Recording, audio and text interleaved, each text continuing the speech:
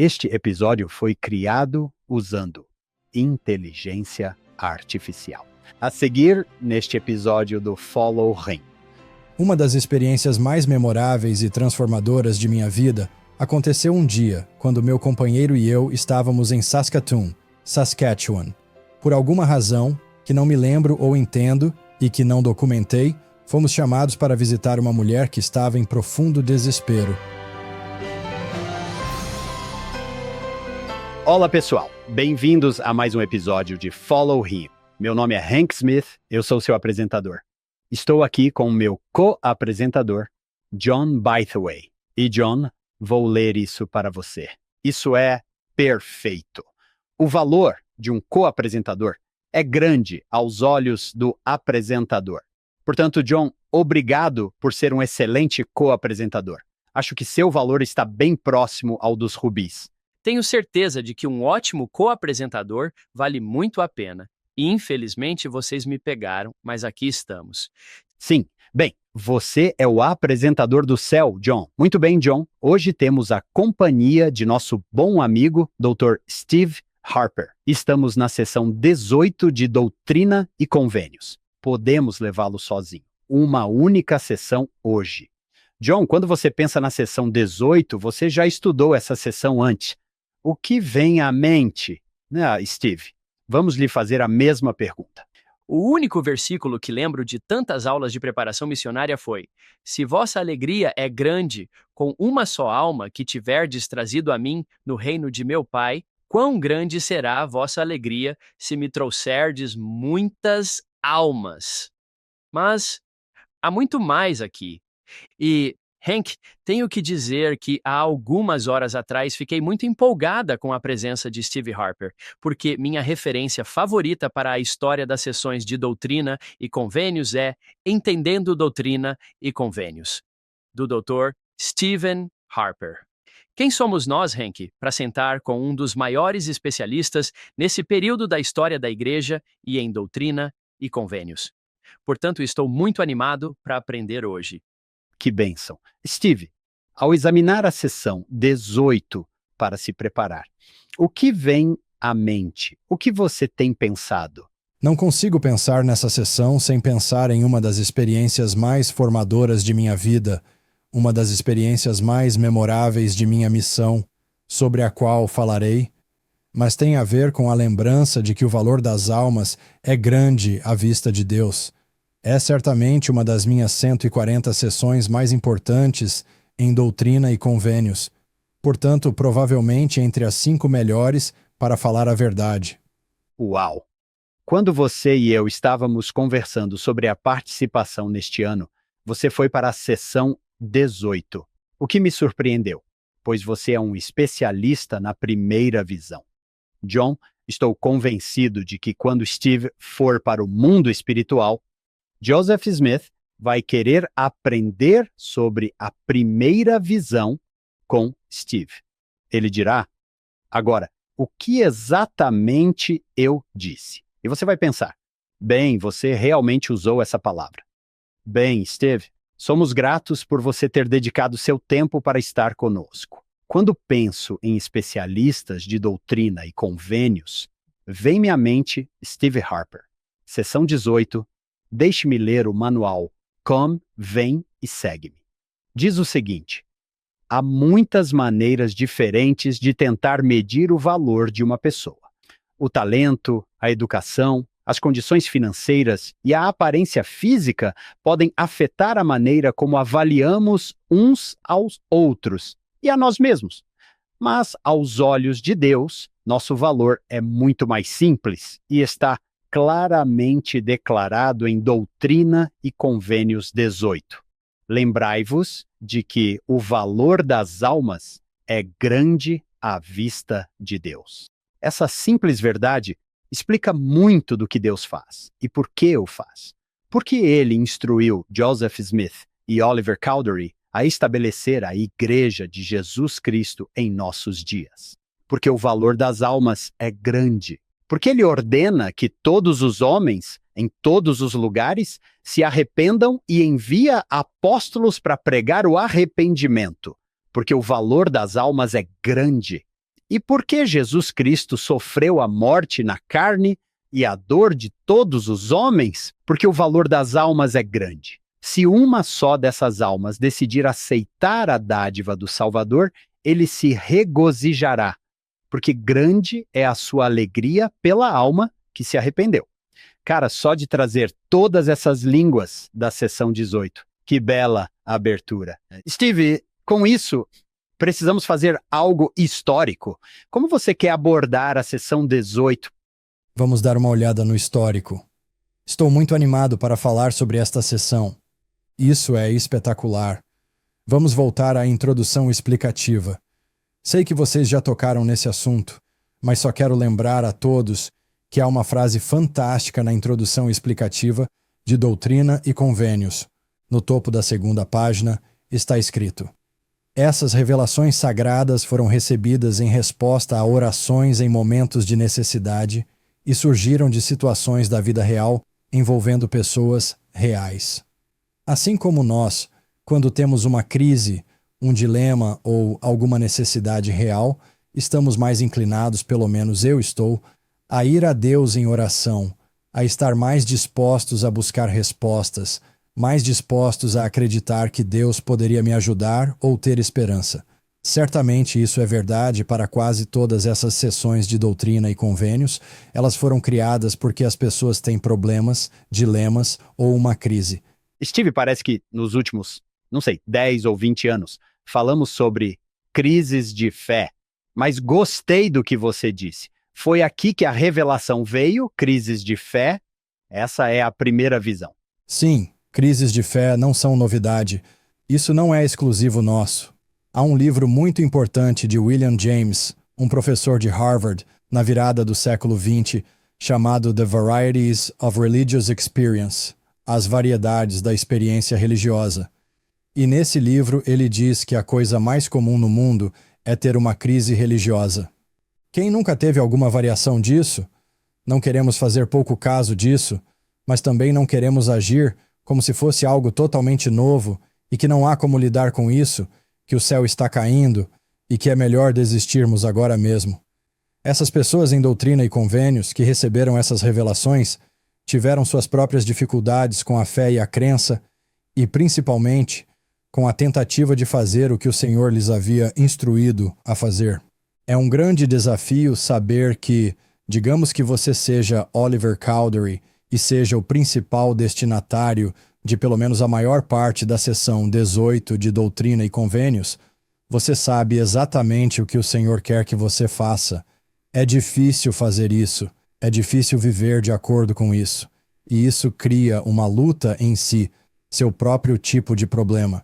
Por que não estudamos Doutrina e Convênios mais intensamente? Eu me distraio demais com o que o Elder Maxwell chamou de coisas grossas. Parece-me estranho, mas normal e natural, que eu dê pouca importância às palavras do próprio Filho de Deus. Quero parar de fazer isso. Fico feliz por estarmos tendo essa conversa hoje, para que possamos parar de fazer isso e ajudar outras pessoas. Hank Smith, 7:11 a 7:26. Sim, tente arrepender isso. Acho que o senhor pode dizer: você passa muito tempo no canal de Desporte. Estou apenas procurando por milagres. Sim, o grosso das coisas finas. Que declaração! Outra maneira que já ouvi dizer é dar atenção de primeira classe a coisas de segunda ou terceira classe. Você precisa dar atenção de primeira classe a coisas de primeira classe. Estou sentindo repreendido e motivado pelo Espírito ao mesmo tempo. Sim, eu também. Isso é bom. Nenhum de nós quer apenas mais culpa. O Senhor não está tentando fazer com que nos sintamos envergonhados. Pelo contrário, é um convite. Muitas dessas sessões começam com ouve. Ouça a voz de Deus ou ouça a voz de Jesus Cristo. Dê ouvidos às suas palavras, diz a sessão 45. Que convite é esse? Acho que talvez precisamos levar um choque para sairmos de nossa complacência, pois estamos acostumados a isso. Sim, Jesus falou novamente na última dispensação. Sim, mas pelo amor de Deus, o Filho de Deus, que voltou dos mortos, apareceu nesta dispensação e falou. Escolheu servos, chamou-os, comissionou-os e lhes deu suas palavras, como diz a seção 1. E a primeira sessão nos dá uma justificativa bastante intensa. O Senhor diz que, sabendo das calamidades que estavam sobrevindo ao povo, chamei meu servo, Joseph Smith, e dei-lhe mandamentos e outros, e renovei o convênio eterno para que pudéssemos resolver todos esses problemas causados pelas calamidades vindouras. Os problemas que temos no mundo hoje são resolvidos por meio da realização e do cumprimento dos convênios que são renovados e restaurados pelas revelações que o Senhor deu a Joseph Smith. Há toda uma série do que poderíamos chamar de problemas do sacerdócio que o Senhor revelou a Joseph Smith. Algumas pessoas têm alguma noção deles, mas não necessariamente sabem realmente o que são. Então, por exemplo, podemos dar uma olhada em Roger Williams algumas centenas de anos antes de Joseph Smith. Roger Williams é batista, puritano, e reconhece que não há apóstolos. Ele decide deixar seus colegas batistas porque diz: sei que fomos batizados por imersão para a remissão de nossos pecados, mas ninguém batizando alguém na terra hoje tem autoridade ou comissão para fazê-lo. Não temos um apóstolo e não temos um há muito tempo. Vou procurar ou esperar por novos apóstolos. Então é isso que quero dizer com o problema do sacerdócio. Como as revelações da restauração resolveram esses problemas? Bem, Doutrina e Convênios 27 diz que o Senhor, falando a Joseph Smith, lembre-se, por Pedro, Tiago e João, a quem enviei a você, por quem o ordenei. Essa revelação de que estamos falando hoje, seção 18, diz que Oliver Cowdery e David Whitmer foram chamados e comissionados com a mesma comissão de Paulo, meu apóstolo. Uau! 10 e 24. Essa é a solução para um problema sério do sacerdócio. O problema é que Jesus chamou e comissionou apóstolos, e os enviou para levar o evangelho até os confins da terra e batizar todos em nome do Pai, do Filho e do Espírito Santo. Então, aqui está outra. Vocês conhecem essa. Joseph tem 17 anos de idade. Joseph está simplesmente orando por perdão novamente. Ele diz em sua primeira autobiografia que após a primeira visão, fiquei cheio de amor e por muitos dias pude regozijar-me com grande alegria e o Senhor estava comigo. Mas depois de muitos dias caí novamente em transgressão, o que feriu minha alma, diz ele, e ele sabe o que fazer. Ele se ajoelha novamente, ora pedindo perdão, e um anjo aparece em seu quarto e diz: Joseph, meu nome é Moroni. Fui retirado da presença de Deus. Eu deveria dizer que você está perdoado. Agora ouça, Deus tem um trabalho para você fazer. Vocês tiveram 2 ótimos episódios sobre isso há pouco tempo, em que uma das coisas mais importantes que Joseph aprendeu lá é que, a menos que Elias seja enviado para restaurar o sacerdócio, e na versão do Antigo Testamento, não é especificamente o sacerdócio, mas quando Moroni diz a Joseph Smith o que Elias está trazendo, ele diz explicitamente o sacerdócio. Eis que revelarei a você, Joseph, não apenas a Israel antiga, como diz a versão de Malaquias, mas a você, Joseph, como Moroni diz na última dispensação, revelarei o sacerdócio pela mão de Elias, o profeta, e ele renovará as promessas do convênio que foram feitas antigamente aos pais, a seus descendentes. E se isso não acontecer, a terra inteira será totalmente destruída em sua vinda. Esse é um problema do sacerdócio. Joseph, se você não receber o sacerdócio de Elias e não o colocar em prática antes da segunda vinda do Senhor, todo o propósito para o qual este planeta foi criado será nulo e sem efeito, certo? Imagina Moroni dando-lhe um tapinha nas costas e dizendo: agora vá lá fora, Joseph, e salve o mundo. Sem pressão. Vamos lá. Deus tem trabalho para você fazer. Salvar o mundo. E muitos outros também. Ainda não chegamos tão longe no livro. Bem, a seção 38 diz que se você for ao raio, eu lhe darei uma investidura de poder. E essa investidura vem, e é preliminar para uma investidura ainda maior e melhor. E a seção 84 nos diz que sim, a investidura do poder de Deus vem por meio das ordenanças do sacerdócio de Melquisedeque, e sem esse poder, ninguém recupera a presença de Deus e é capaz de permanecer lá. Portanto, você precisa desse poder. Você precisa desse dom de poder. Todo mundo que quer viver na presença de Deus precisa desse dom de poder. As revelações nos dizem que isso é um problema. A seção 84 o faz. E então, em maio de 1842, Joseph restaurou essa investidura. Em setembro de 1843, ele a concedeu não a um grande número de pessoas, mas a irmãs e irmãos que serão comissionados para serem o que consideramos os primeiros oficiantes de ordenanças do templo desta dispensação. E após a morte de Joseph, eles conferem a milhares de santos esse conjunto de poderes, todas essas ordenanças. Portanto, o primeiro problema do sacerdócio a ser revelado a Joseph, na seção 2, é, na verdade, o último a ser resolvido, que é a restauração do novo e eterno convênio do casamento que une as famílias. Assim, Elias chega 13 anos após a revelação no quarto de Joseph e comissiona Joseph Smith com essas chaves do sacerdócio que são poderosas o suficiente para selar famílias, poderosas o suficiente para cumprir a missão para a qual o planeta foi criado. Portanto, quando o matam em junho de 1844, podem pensar que estão frustrando a obra, mas os problemas do sacerdócio já foram resolvidos. A restauração está bem encaminhada, e essa pode ser uma das razões pelas quais o presidente Nelson está nos convidando a nos regozijarmos na dispensação das chaves do sacerdócio e a não nos esquecermos. E como você disse, é fácil ser pego no meio das coisas finas e passar nossos dias com coisas muito menos dignas ou importantes em nossa mente ou em nosso coração do que as palavras de Jesus Cristo e a restauração dessas revelações que resolvem os problemas do sacerdócio que se interpõem entre nós e a presença de Deus. Isso é ótimo. Já fui muito abençoado. Hank, você já me ouviu dizer isso antes. Nossa história é tão, como se diz, audaciosa? O Senhor voltou.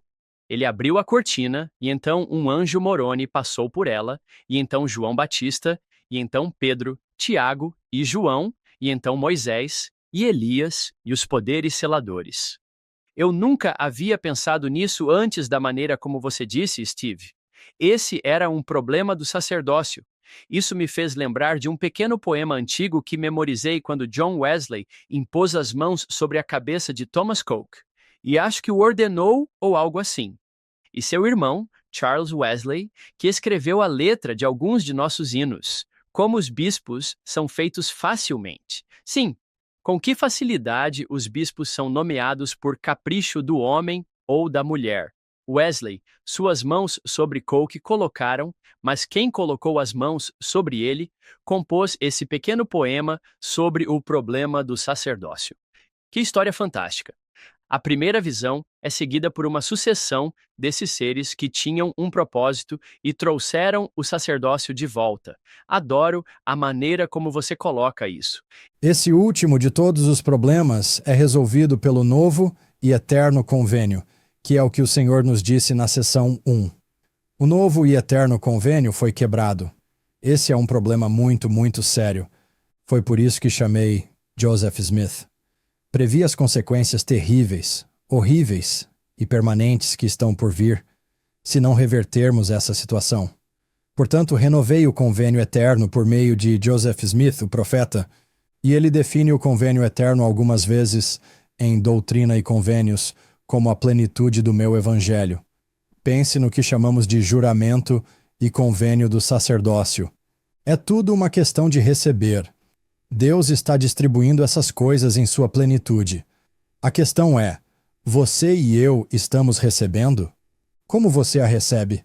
Bem, essa é uma ótima pergunta para se fazer a Doutrina e Convênios.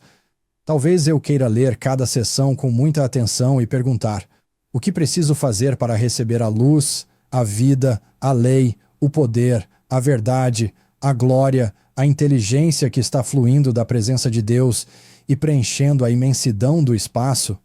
Quando sei a resposta a essa pergunta, de repente paro de me ressentir da lei. Cara, se eu me ressinto da lei de Deus, é porque simplesmente não a entendo. Não entendo o que ele está dizendo. Quanto mais eu entendo a lei, mais eu quero. O o que pode me ajudar a apreciar e entender ainda melhor a investidura de poder no templo. Poderíamos dizer que a seção 18 é uma parcela inicial dessa gigantesca restauração, linha sobre linha, preceito sobre preceito da plenitude de Deus, a plenitude de sua glória. O que é a plenitude de? É de glória, é de inteligência, é de lei, de luz, de vida, de verdade, de poder. Com o que você foi dotado? Você é dotado de poder, do poder de Deus, ou em outras palavras, da lei de Deus, ou da vida de Deus, ou da inteligência de Deus ou de Deus. Você entendeu a ideia. Então estamos prontos para entrar nos detalhes? Steve, fico frustrado com o fato de o senhor não me obrigar a fazer isso. Apenas me pegue, agarre meu rosto e me faça aprender. Mas ele parece estar tão determinado a me fazer escolher. Sim, ele é frustrante nesse sentido. Muitas vezes, em minhas orações, digo a ele onde ele está falhando nesse aspecto e explico que ele precisa ser mais coercitivo com meus filhos. Eles precisam ser alimentados à força com a investidura de poder e glória, e na maioria das vezes ele apenas ouve, e isso é tudo. Mas, certa vez, eu estava fazendo essa oração e recebi do Senhor uma repreensão bastante incisiva pelo poder do Espírito Santo, que dizia: "Você não acha que eu sei o que estou fazendo?" Eu estava orando por um dos meus filhos, e a resposta a essa oração foi: "Você não acha que eu amo esse filho mais do que você pode imaginar? Você não acha que eu sei a melhor maneira de ajudá-la? Portanto, sou grata, Hank, por um Deus amoroso e longânimo que não me força a receber sua luz, vida, glória, plenitude, inteligência, uma plenitude dessas coisas, mas que as distribui em sua plenitude." É disso que Joseph Smith está falando quando escreve da cadeia de Liberty. Você poderia mais facilmente estender seu braço insignificante e parar o rio Missouri do que tentar impedir que Deus distribuísse essas coisas em sua plenitude sobre a cabeça dos santos dos últimos dias. Isso não pode ser feito. Você não pode impedir que Deus derrame sua inteligência, vida, luz, glória e poder para todos que estiverem dispostos a recebê-la, para todos que a desejarem. Essa é realmente a pergunta definitiva, não é? O que você quer? Essa pergunta vai ressoar com as pessoas que receberam a investidura na casa do Senhor. Essencialmente, a pergunta final é: o que você mais deseja? O que você quer? Nosso Pai Celestial está nos fazendo essa pergunta. Talvez respondemos não respondendo, ou talvez eu responda gastando todas as minhas horas excedentes sem prestar atenção às suas palavras. Ou de outras formas, certo? Nós lhe respondemos a cada minuto de cada dia, e ele nos pergunta: o que você quer? Eu acho que ele também está nos fazendo a pergunta da margem do Mar da Galileia, após a ressurreição. Vocês dois já estiveram naquele lugar e pensaram nessas palavras em João 21. Pedro, você me ama? Acho que o Salvador faz essa pergunta a todos nós. E é claro, como você sabe, se a resposta for sim, há uma implicação, há uma obrigação. Eu amo você. Bem, então alimente as ovelhas. Você realmente faz isso? Sim, bem, então, há uma obrigação implícita se amamos a Deus. Se amamos a Deus, amamos os filhos de Deus. Se amamos os filhos de Deus, nós os alimentamos. Nós os ajudamos. Acho que Deus está nos fazendo essas duas grandes perguntas. Você me ama? E a outra é: eu o amo e estou lhe dando tudo o que você quiser. Podemos pensar que todo mundo quer tudo o que Deus tem a oferecer, mas isso simplesmente não é verdade. Não temos. Caso contrário, aceitaríamos sua plenitude. O que gostamos muito de fazer é dizer a ele quais são os termos e as condições em que aceitaremos sua plenitude. Vocês já jogaram esse jogo ou é só comigo? Talvez seja eu. Parece que, culturalmente, talvez esteja ficando mais forte. Talvez essa seja apenas uma impressão. Mas me parece que estamos em uma atitude, de modo geral, de dizer a Deus como o universo deveria ser. 22:51. Ele é o nosso realizador de desejos, e isso é um mal-entendido sobre como o universo funciona e sobre o nosso relacionamento com Deus. Ele está distribuindo a plenitude, mas ela chega até nós em termos e condições muito específicos, chamados de nova e eterna aliança. Somos convidados a fazer e cumprir esse convênio. Não se trata de um conjunto de termos e condições que não podemos cumprir. Às vezes falamos sobre isso dessa forma. Às vezes pensamos nisso ou o apresentamos como se você tivesse que assar pães suficientes para os vizinhos e ganhar distintivos de méritos suficientes e batismos suficientes para os mortos para que Deus finalmente o aceite. E como vocês dois ensinaram de forma brilhante e maravilhosa em todo o mundo, esses não são os termos e condições do novo e eterno pacto. Os termos são fé no Senhor Jesus Cristo, nem mesmo fé em mim mesmo, fé nele. Jesus poderia me salvar do pecado e da morte? Sim, acredito que ele poderia. Bem, então haja como se ele pudesse arrependendo-se. A próxima condição é deixá-lo saber que você quer que ele o faça. Deixe-o saber que você quer que ele assuma seus pecados e o salve da morte. E torne isso conhecido por meio do arrependimento. A seção 18 trata de tomar sobre nós o nome de Jesus Cristo como o ponto culminante de nosso esforço para ter fé nele, arrepender-nos de nossos pecados e então formalizar isso, significar esse relacionamento por meio de um convênio com Deus. Quando fazemos uma aliança com Deus, tomamos sobre nós o nome de Cristo, nos tornamos de Cristo. Em nossa família, começamos a usar uma equação para nos ajudar com isso. Sou péssimo em equações. Foi por isso que você se tornou um historiador, certo? Sim, com certeza. Pense nesta equação. Eu mais Cristo é igual a infinito. E gosto de pensar no sinal de mais nessa equação como o convênio do batismo, o novo e eterno convênio. Assim que faço esse convênio, ou assim que me uno a Cristo, recebo tudo de Cristo. Recebo sua infinita graça, seu infinito poder. Posso ter um déficit enorme. Digamos que eu tenha 500 milhões negativo. Steve é igual a 500 milhões negativo, mais a expiação infinita de Jesus Cristo é igual a infinito. Vocês façam as contas. Sim, tenho quase certeza de que é infinito. Espero que sim. Nada mal, não é? Mas e se eu fosse realmente ruim e tivesse 1 bilhão negativo, ou 2 bilhões, ou 100 bilhões? Como seria o resultado? Não há diferença. Isso não é algo importante? Esse é o novo e eterno pacto na equação. Isso é realmente o que a seção 18 está nos ensinando. É essa a verdade? Hank, é por isso que eu estava tão empolgado com isso. Já estou querendo ouvir tudo de novo. Isso foi muito, muito poderoso. Lembro-me de um de meus professores, Joseph Fielding McConkie, dizendo que o livro de Mormon era como o Evangelho 101. Era a doutrina de Cristo, que vocês acabaram de conhecer lindamente. Depois, doutrina e convênios é como uma pós-graduação, disse ele. E isso é mais ou menos o que você nos expôs ali, porque isso vai ser mais. Esse é o novo e eterno pacto. O Steve não vai querer que eu diga isso, John, mas quantas anotações você já viu ele olhar em cada sessão de doutrina e convênios que ele citou? Eu sei. Ele não tem nada à sua frente. Ele não gosta desse tipo de louvor. Segundo, Steve, quando você falou sobre o Senhor dizendo, eu vi as calamidades chegando, quero ajudá-lo a superar isso. Comecei a me perguntar, qual é a calamidade que a seção 18 pode resolver?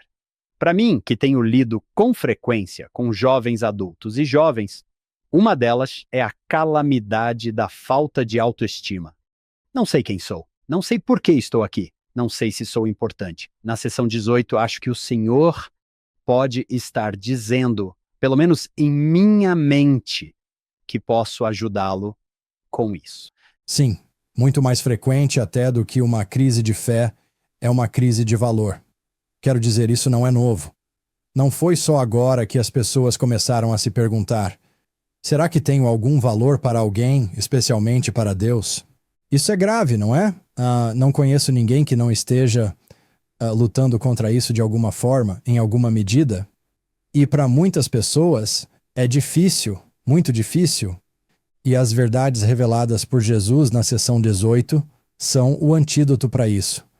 Mal posso esperar para falar sobre isso. Essa revelação, como já dissemos, foi feita por meio de Joseph Smith. mas é uma revelação para Oliver.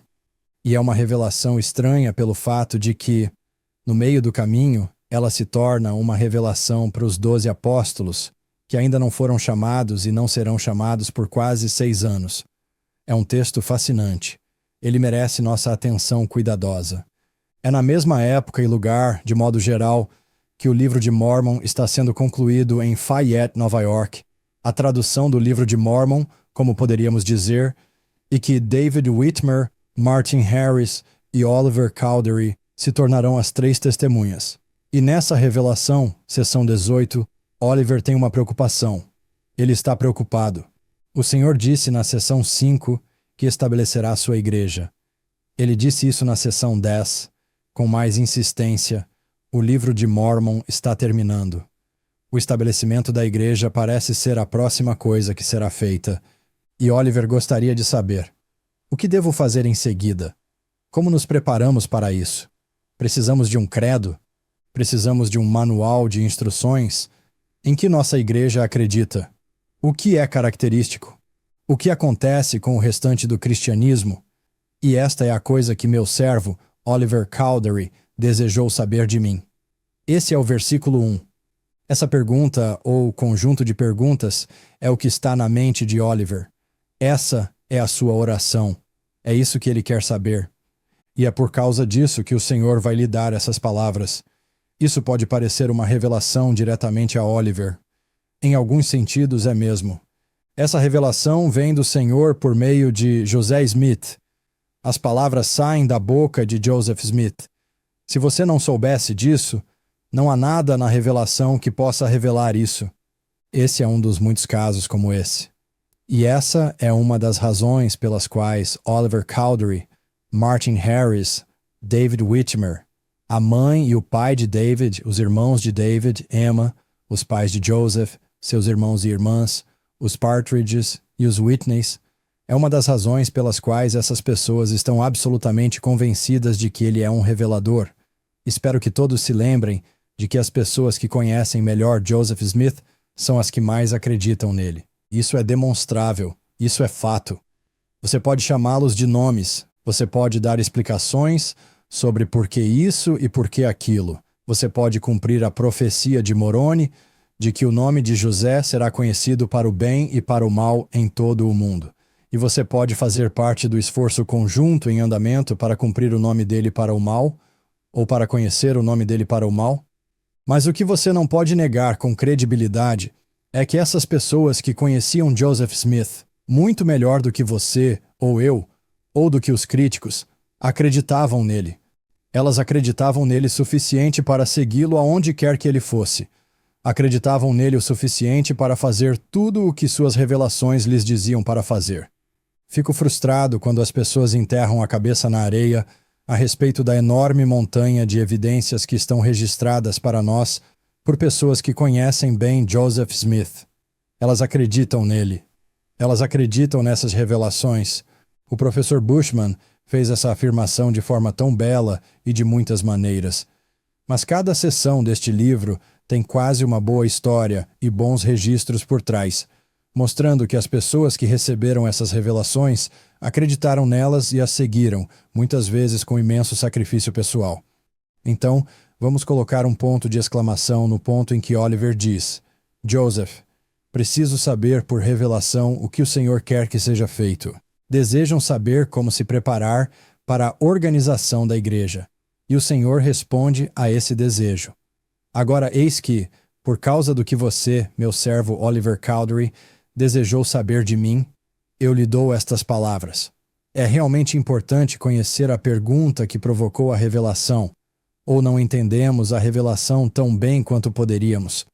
Joseph ensinou esse princípio dizendo que, se quisermos entender uma parábola do Novo Testamento, devemos nos certificar de que entendemos a pergunta que Jesus está fazendo quando conta a parábola. Esse mesmo princípio se aplica a essas revelações. Entendendo Doutrina e Convênios tenta contar essa história de frente, a um novo livro. A razão pela qual eu exigiria aqui é porque não estamos vendendo. Ele é gratuito e está online no estudo na Universidade de Brigham Young. Você pode obter um PDF gratuitamente. Como se chama, Steve? Contextos de Doutrina e Convênios. Esse é o mesmo material que a Scripture Central tem em seu site gratuitamente. Este é diferente do que está na biblioteca do Evangelho? Sim, isso é diferente. Revelações em contexto? Sim, que também é espetacular. Revelações em Contexto é excelente. Trata-se de uma série de ensaios em que uma ou mais, às vezes uma constelação de revelações relacionadas, é descrita por um historiador muito bem informado. Eu fiz algumas delas, mas me refiro a outras pessoas. Portanto, Revelações em Contexto conta a história das revelações dessa forma. É fantástico. Como você disse, ele está no aplicativo Biblioteca do Evangelho. É gratuito online para todos que podem acessá-lo. Portanto, isso é diferente. Título semelhante, mas Contextos de Doutrina e Convênios. É muito parecido com o que está em Fazendo Sentido, mas é destilado. O ritmo é um pouco mais rápido, ela foi atualizada.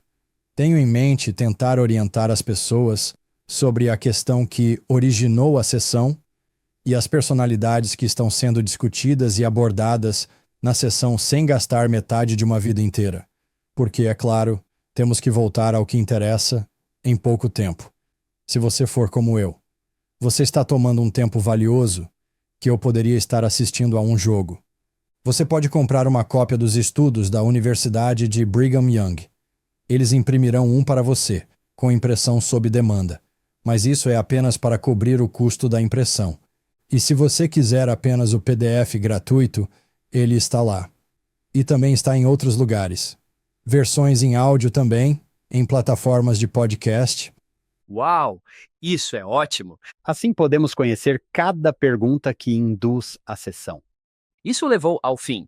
Na medida em que os conhecemos, os registros históricos às vezes não são suficientes para nos informar. Não temos muito contexto para algumas das revelações mais impressionantes.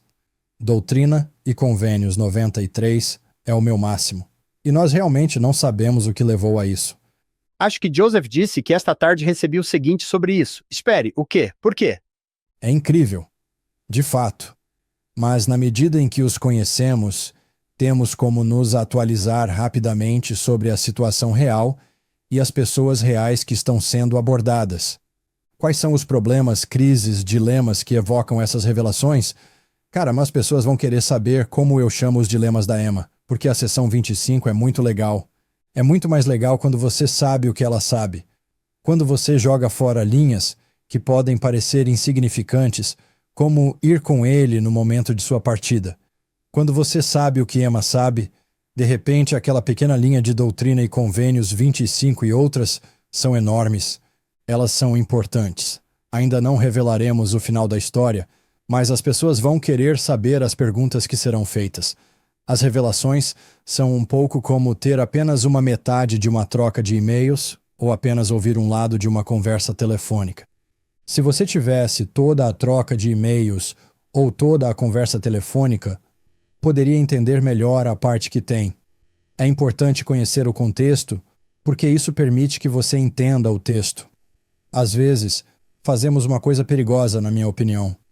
Às vezes, tentamos aplicar as Escrituras a nós, aqui e agora, antes de sabermos o que elas significavam para eles naquela época, e podemos cometer erros quando fazemos isso. Se fizéssemos isso exclusivamente, eu apenas escolheria as partes e diria: minta um pouco. Tirar proveito do próximo. Não há mal nenhum nisso. É perigoso saber muito pouco sobre o texto e o contexto das Escrituras, a ponto de interpretá-las erroneamente. É importante aprender tudo o que pudermos. Assim, seremos melhores intérpretes e melhores aplicadores do que as revelações nos dão.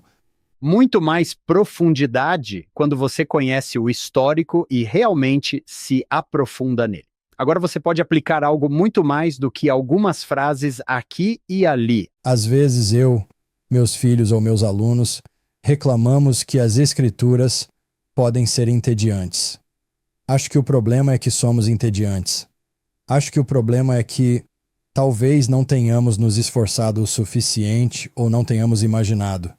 Nossa imaginação talvez precise ser ampliada porque as Escrituras são infinitamente fascinantes e as pessoas nelas contidas são muito interessantes e aplicáveis a nós mesmos, e talvez não as estejamos levando a sério o suficiente.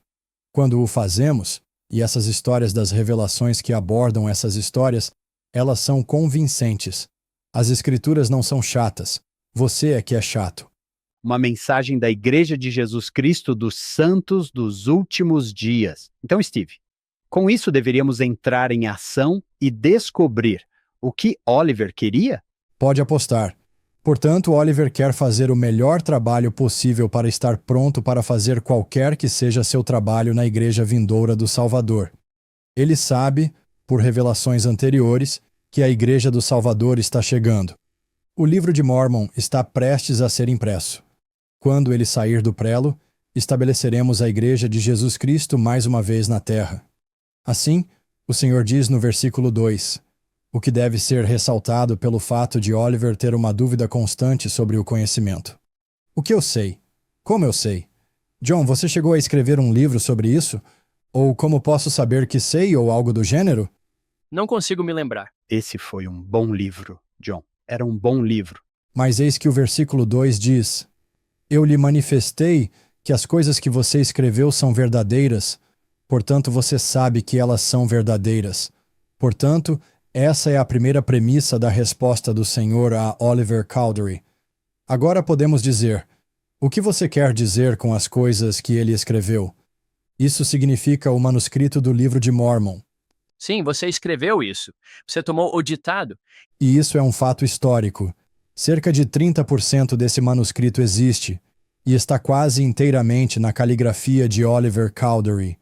Oliver Cowdery escreveu o livro de Mórmon. Foi isso que ele testemunhou que fez. Depois de 10 anos fora da igreja, ele voltou, encontrou os santos, acampou no rio Missouri, e eles o convidaram para falar, e ele disse, veja, Solomon Spaulding não escreveu esse livro. Sidney Rigdon não escreveu esse livro. Eu escrevi o livro. Escrevi o livro de Mórmon, tal como saiu dos lábios do profeta Joseph Smith, quando ele o traduziu pelo dom e poder de Deus. É um fato histórico. É um fato demonstrável que Oliver Cowdery escreveu o manuscrito original do livro de Mórmon. Aqui, o Senhor diz, e como você fez, eu testifiquei pelo meu espírito, em muitas ocasiões, que o que você estava escrevendo era verdade. Uma das coisas que precisamos aprender a fazer é acompanhar o raciocínio do Senhor por meio de uma revelação. Precisamos ler devagar o suficiente para que possamos observá-lo construir seu caso. Quase todas as sessões de doutrina e convênios têm uma lógica interna, que é a do Senhor. Se quisermos conhecer a mente do Senhor, devemos prestar muita atenção para que possamos ouvi-lo construir seu caso. Portanto, a primeira premissa é, Oliver, você sabe que o manuscrito do livro de Mórmon é verdadeiro. A segunda premissa está no versículo 3. O se os conecta. Se você sabe que as coisas que escreveu são verdadeiras, então estou lhe dando um mandamento para que você confie nas coisas que escreveu. Muito bom. Eu não deveria rir disso, mas ele disse. Sim, ele disse. Lembra-se do livro inteiro de 500 páginas que eu lhe dei. Vamos nos basear nele. Apenas para ver o crescimento de Oliver aqui, podemos nos lembrar das sessões 6, 7, 8 e 9. Lembre-se daqueles primeiros dias em que Oliver conheceu Joseph e disse, eu já tive experiências espirituais muito poderosas que me disseram que você é o cara. Mas agora que eu o ouço colocar modificadores errados e fazer piadas ruins, você é mesmo? Na sessão 6, o Senhor diz que sim, ele realmente é, e prova isso dando a Oliver uma revelação por meio de Joseph e respondendo a perguntas e preocupações da mente de Oliver que Joseph nem sequer conhece. Assim, Oliver sai do recebimento da sessão 6 por meio do Senhor com um testemunho ainda mais forte de Joseph como profeta. Agora, ele tem o manuscrito do livro de Mórmon e nunca será capaz de negar esse testemunho. Esse é um testemunho poderoso, portanto, confiem nesse testemunho. Confie no manuscrito do livro de Mórmon que você escreveu, pois neles você vê a lógica no versículo 4 ou o raciocínio. Acho que não quero chamar isso de lógica porque não quero agir como se o Senhor estivesse seguindo as regras da lógica formal. Ele não precisa fazê-lo e nem sempre o faz. Mas há uma justificativa, há um caso que está sendo apresentado. Portanto, confie no manuscrito do livro de Mórmon, porque nele está tudo o que você precisa saber sobre o alicerce de minha igreja, meu evangelho e minha rocha. É uma frase semelhante à que o Senhor usou com Hiram na seção 11. Estou curioso para saber o que vocês acham disso. Minha igreja, meu evangelho, minha rocha. Não sei bem o que fazer com isso. São coisas diferentes? São 3 maneiras de se referir à mesma coisa? Do que estamos falando aqui? Minha igreja, meu evangelho, minha rocha. Eu estava pensando em Moroni, que pensava: bem, eu não estou morto, então talvez eu escreva mais algumas coisas.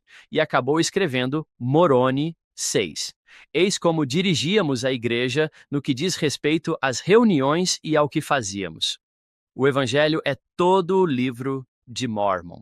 Bem, o que fazemos? Bem, nós nos reunimos. Quero dizer, de certa forma, isso me parece uma coisa diferente. Adoro o fato de ele dizer que você já escreveu. Você sabe, volte e veja como é a natureza da igreja e da adoração.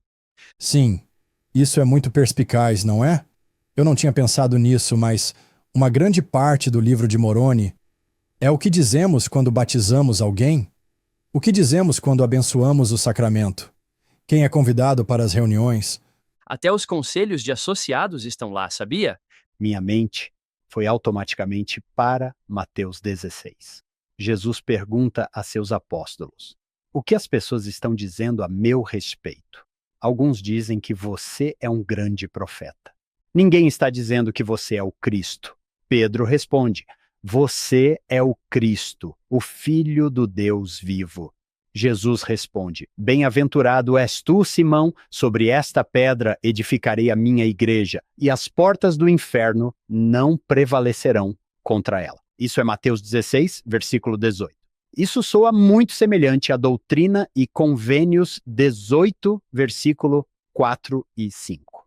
Portanto, não sei se o Senhor gosta de referências cruzadas, mas talvez seja para isso que ele está nos enviando. Acho que ele se deleita com elas. Ele as usa com muita frequência. Às vezes são ecos, às vezes são citações precisas, mas estão por toda parte. Eles estão por toda parte. Ele parece falar as Escrituras, não é? Sim, e ele gosta de juntá-las. Às vezes penso que conheço as Escrituras muito bem e de vez em quando estou lendo o Velho Testamento ou o Novo Testamento. Leio algo e penso que isso está em Doutrina e Convênios. Eu me pergunto se ele está, feliz por você ter chegado a isso. Bom trabalho. Bom trabalho, Steve. Como se eu fosse uma criança em idade pré-escolar. Observe palavras como for no início do versículo 4 e a palavra portanto no início do versículo 5. Essas são palavras do tecido conectivo que ligam as premissas do raciocínio. Portanto, é aqui que ele ainda está construindo seu caso para explicar por que Oliver deve confiar no livro de manuscritos para preparar um novo documento que será como a primeira edição do Manual Geral de Instruções da Igreja. 45 minutos e 17 segundos. Por isso, diz o versículo 5, se edificardes a minha igreja sobre o fundamento do meu evangelho e da minha rocha, as portas do inferno não prevalecerão contra vós. Essa é a conclusão do caso. Esse é o fim da primeira sessão do Apocalipse. E o propósito dela foi responder à pergunta de Oliver: qual é a minha fonte de material para preparar um novo manual para a igreja? 45 minutos e 44 segundos é o manuscrito do livro de Mórmon, e o Senhor explicou o motivo. Por quê? Você sabe que é verdade. Por quê? Porque ela contém tudo o que você precisa para formar a minha igreja, e se você fizer isso dessa forma, se confiar na verdade, isso é tudo o que você precisa, então as portas do inferno não prevalecerão contra a minha igreja. Se você fizer isso dessa forma, é importante aprender a ouvir o Senhor, a defender seu próprio caso à sua própria maneira. Vocês devem se lembrar que na seção 1, ele nos disse para examinarmos esses mandamentos, examinarmos essas seções de doutrina e convênios, porque nelas todas as promessas e profecias que estão nelas serão cumpridas. Portanto, queremos dar uma atenção muito especial às profecias e promessas que estão nelas, porque elas serão cumpridas. Algumas delas já foram cumpridas, outras ainda serão, e queremos prestar atenção especialmente ao que chamo de promessas contingentes. Esses são os que dependem do fato de alguém decidir agir de uma determinada maneira ou não. Ambos podem pensar na seção 58 de Doutrina e Convênios, em que o Senhor diz: Vejam, eu lhes disse para fazer isso e vocês não fizeram, e então a bênção prometida não aconteceu, e agora vocês estão me culpando. Não me culpem, culpem a si mesmos. Não é minha culpa quando faço uma promessa contingente e você não cumpre o se. Portanto, aqui, observe que temos um se no versículo 5. Se você edificar a minha igreja sobre o meu alicerce, a minha rocha, as portas do inferno não prevalecerão contra você. Bem, não temos essa promessa se não fizermos o se. Esse é um exercício útil para as bênçãos patriarcais. Em praticamente todas as bênçãos patriarcais que já vi, ouvi ou li, há promessas contingentes. Se isso, então aquilo. Às vezes elas estão implícitas, não explícitas. Às vezes são explícitos. Não temos a garantia de que a promessa será cumprida se não cumprirmos as obrigações ou os requisitos. Isso é algo muito importante para entendermos. Às vezes, achamos que Deus é o culpado por algo não ser cumprido quando talvez não seja Deus. Devemos prestar muita atenção às profecias e promessas. Todas elas serão cumpridas, tenho certeza disso. O versículo 5, então, nos dá essa perspectiva ou esse tipo de previsão. Oliver, eis que a primeira palavra está quase convidando Oliver a ver o que Deus vê. Veja, Oliver, o mundo está amadurecendo em iniquidade, e é preciso que os filhos dos homens sejam despertados para o arrependimento. Todos eles, gentios, casa de Israel, todos eles. Portanto, é uma palavra que vai se basear nessa premissa. Por isso, Oliver, já que você foi batizado pelas mãos de meu servo Joseph Smith Jr., de acordo com o que lhe ordenei, ele cumpriu o que lhe ordenei. Agora, versículo 8, não se maravilhe com o fato de eu ter chamado José para meu próprio propósito. É quase como se estivéssemos divagando ou um pouco à parte. Então ele disse no versículo 6, o mundo está amadurecendo em iniquidade. Quero que todos, gentios e a casa de Israel, se arrependam. Então eu fiz isso. Mas, à medida que ele faz isso, ele está ensinando ao Oliver algumas coisas com as quais talvez ele esteja tendo problema. Certo. Excelente. Bom trabalho, Hank. Assim, quase podemos ouvir o que está acontecendo no cérebro de Oliver. Sim, você quer dizer José Smith? Esse cara que ainda não usa a gramática perfeita. Ele ainda não sabe soletrar muito bem. Sim, é o que o Senhor diz. Não se maravilhe com o fato de eu o ter chamado para o meu próprio propósito, cujo propósito é conhecido em mim. Eu sei porque chamei Joseph Smith Jr., e Oliver tem que imaginar de vez em quando. Uau, Senhor, você não acha que teria sido melhor me colocar no lugar de primeiro elder? Não, diz o Senhor. Sim, você escreve melhor. Você é um escritor melhor. Você é melhor em muitas coisas. Eu o tornei o primeiro pregador, ou o farei, a partir da seção 21. Você é o primeiro pregador, mas Joseph Smith é o primeiro elder. Então, Oliver, quero que você se lembre. É um momento de Nicodemos, em que o Senhor lê a mente de Nicodemos. Ele diz, você ainda está preso a essa questão de nascer de novo, não é? Parece que é isso aqui. Excelente conexão, Hank. Muito obrigado. O propósito é conhecido em mim. O Senhor nem mesmo diz, não vou necessariamente lhe contar todas as razões pelas quais escolhi Joseph Smith e não você ou outra pessoa. E depois outro porquê, na segunda linha da página 29, versículo 8. Portanto, se ele, Joseph Smith, for diligente em guardar meus mandamentos, será abençoado para a vida eterna. Seu nome é José? Há uma promessa contingente de que, se ele for fiel, terá a vida eterna, no versículo 9. Agora, Oliver, estou falando com você. Não estamos mais falando de Joseph. Pare de se preocupar com ele. Estou falando com você e com Davi, por meio de um mandamento. Eis que ordeno a todos em toda parte que se arrependam. Já temos uma justificativa para isso. Como você notou, Hank, lá no versículo 6, a maldade está aumentando. O arrependimento precisa aumentar em resposta. Portanto, estou comissionando e ordenando a todos que se arrependam. Oliver e David, estou lhes dando o mesmo chamado que dei a Paulo, meu apóstolo, e depois o mandamento no versículo 10. Foi com isso que começamos. Esse é o versículo mais conhecido do Apocalipse. O que queremos fazer é garantir que todos os ouvintes saibam que ele está inserido nesse texto maior. É ótimo lembrar-se desse versículo. Se tudo o que você lembra é a seção 18, lembre-se de que o valor de cada alma é grande aos olhos de Deus, mas será ainda melhor se você se lembrar do texto maior no qual esse versículo está inserido. Já podemos ver que há um pretexto para isso. Há uma razão pela qual o Senhor está dizendo isso agora dessa forma. Há uma razão pela qual Ele está chamando novos apóstolos. Há uma razão pela qual Ele os está comissionando para dizer ao mundo que se arrependa. O mundo está amadurecendo em iniquidade. Agora vamos entrar na justificativa para dizer às pessoas que se arrependam. E é a justificativa mais legal em qualquer lugar das Escrituras, na minha opinião, o que eu pude encontrar. Deixe-me ter certeza de que estou entendendo.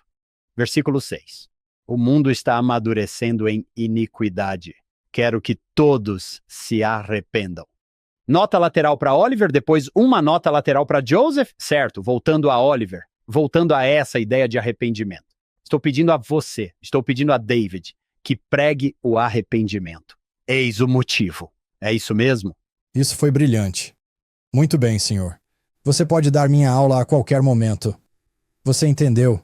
Isso significa que eu gostaria de ser seu aluno e que você pode dar aulas para meus alunos a qualquer momento. Então, Steve, quando você disse amor, versículo 10, mas amor em seu contexto significa por que foi dado? Porque o Senhor está dizendo, porque quero que as pessoas se arrependam. Porque quero que você diga às pessoas para se arrependerem. Sim, exatamente isso. Gostaria de ter aprendido isso mais cedo em minha vida. Aprendi isso no campo missionário e espero que você me deixe contar a história do dia em que aprendi a lição. Por enquanto, quando eu era adolescente, se você dissesse arrependimento, se você dissesse associação livre, eu digo arrependimento e você me diz. Eu sempre associaria arrependimento a palavras ou pensamentos negativos. Arrependimento é ruim. Se você tem que se arrepender, você é ruim. O arrependimento é difícil. O arrependimento é desagradável. Se eu pudesse dar um presente para meu eu mais jovem, para meus filhos ou para o mundo, seria descobrir a alegria do arrependimento diário. Você ouviu isso em algum lugar recentemente? É o presidente Nelson. A justificativa para isso está nesta mesma seção.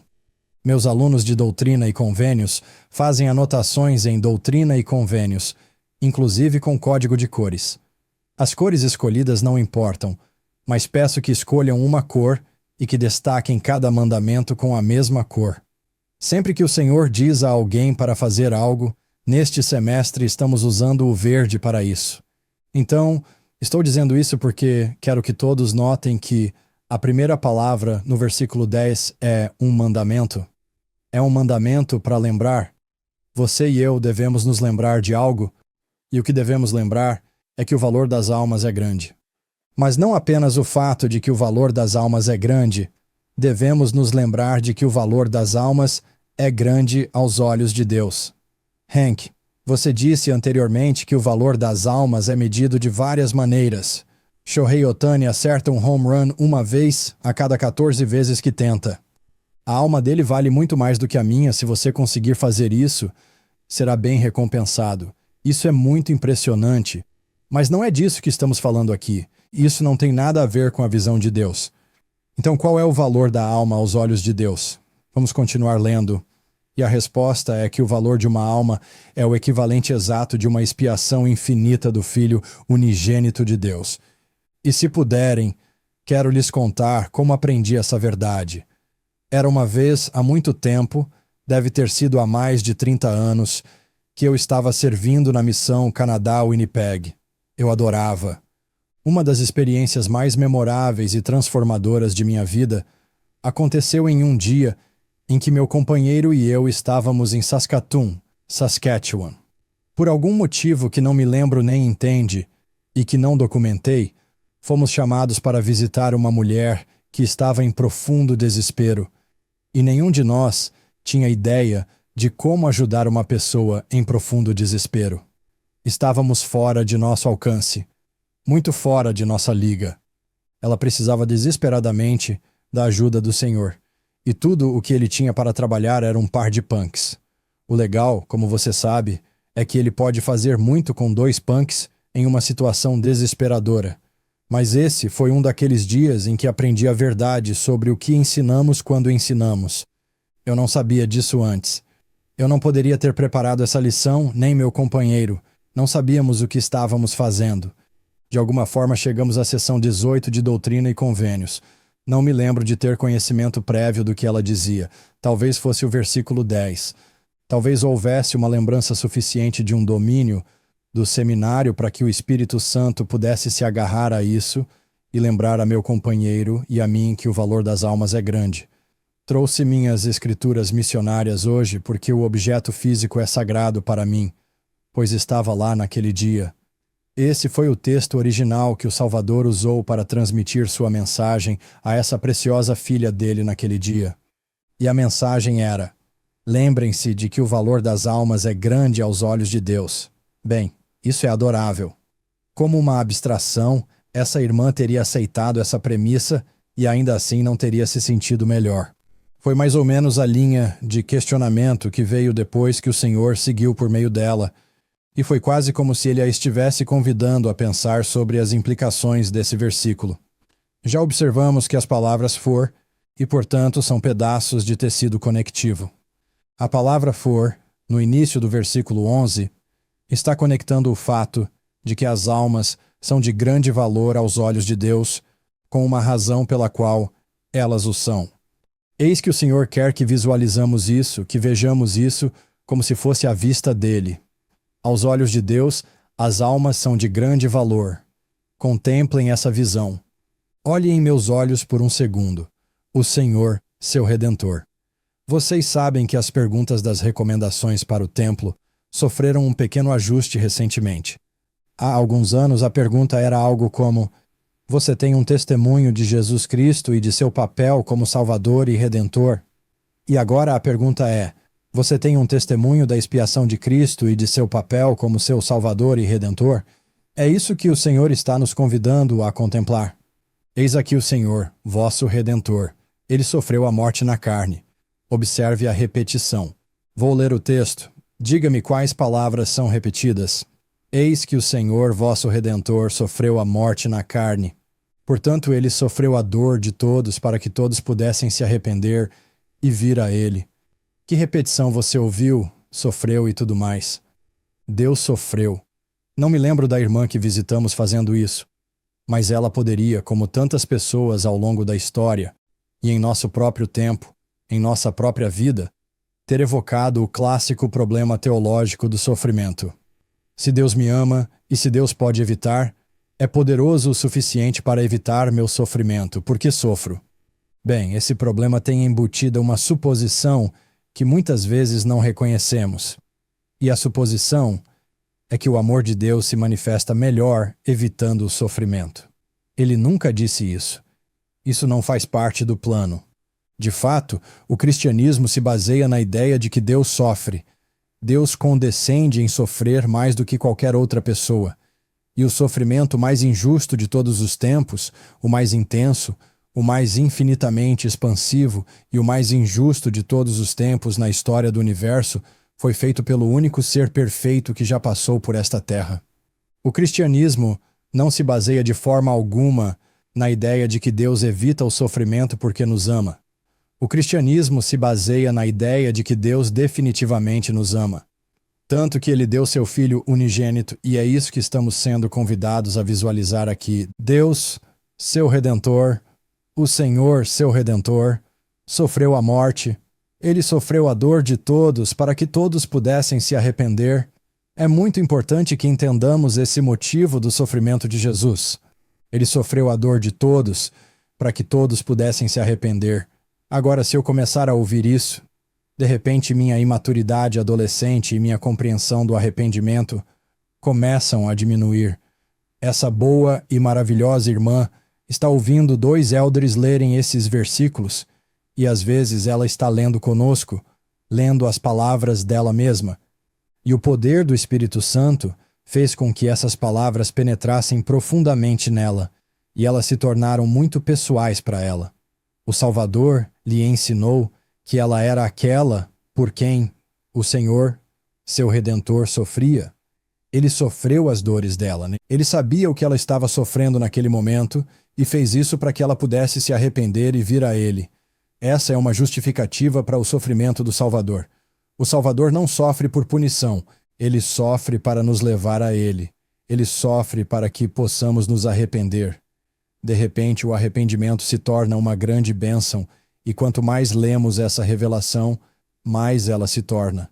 Então, lembro-me dessa linha de pensamento super sagrada que compartilhamos com essa irmã e que ela compartilhou conosco. Lembro-me de que perguntamos a ela algo como: o que você acha que aconteceria se apenas um dos filhos de Deus precisasse do Redentor? O que aconteceria? Será que Jesus ainda teria sofrido a dor de todos para que aquela única pessoa pudesse se arrepender e vir a Ele? E ela sabia, pelo poder do Espírito, que a resposta a essa pergunta era sim. E então a pergunta foi: bem, e se fosse você? E se fosse só você? E ela sabia, pelo poder do Espírito Santo, que a resposta do Pai Celestial para isso era: sim, eu ainda o teria enviado. E a resposta do Salvador para isso é: ah, sim, eu ainda teria vindo. Aqui estou eu. Me envie. Ela precisa de mim.